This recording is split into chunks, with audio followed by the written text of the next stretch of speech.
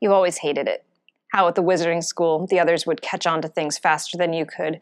They'd make fun of you for not understanding how to pronounce new words or the struggles you had with getting your ingredients together. But now you know.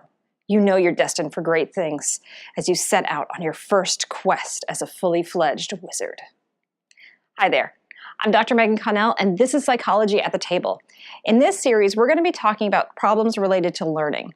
Now, learning problems are a very big category, so we're going to be doing a series of shorter videos talking about several different learning disorders rather than trying to do everything all at once. Now, learning problems affect between 3 and 9% of the population, so there's a really good chance that you've either have had or have a player at the table who has problems related to learning.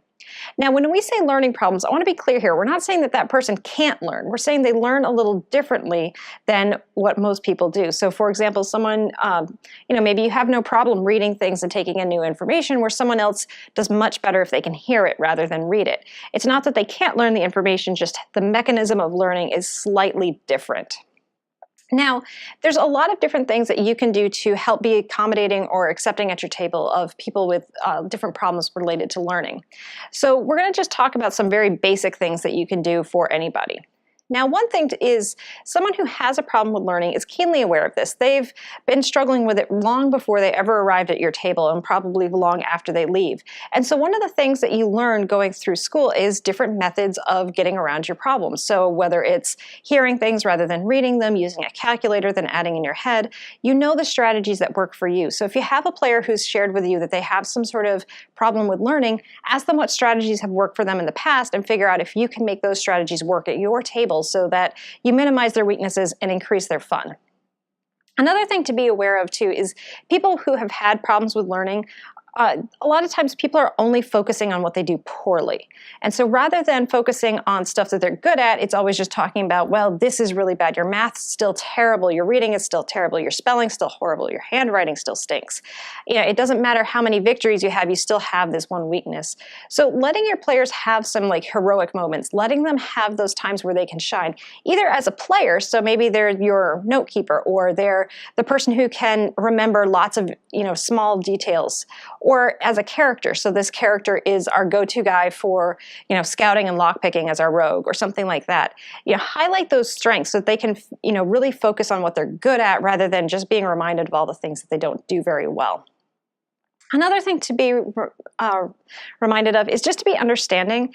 If a mistake happens, sometimes, yes, they can be funny, but we don't want to turn that into the butt of a joke. You don't want one of your players to become the person you are making fun of. There's a very big difference between laughing with somebody over a mistake they make and laughing at them. You don't want to have a table of players that are laughing at another player.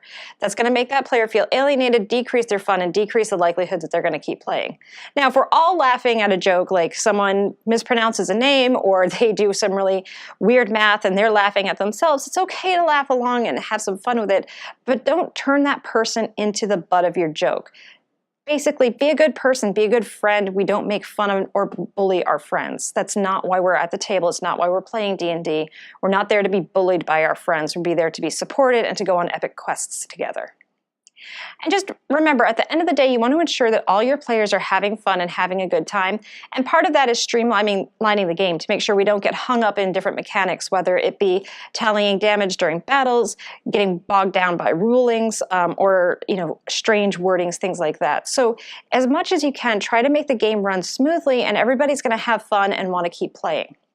Next up, we're going to be talking about mathematics disorders, and after that, some language-based problems. If this is an interesting series to you, leave comments below so that I know what other problems you've seen at your table and that would be helpful for you.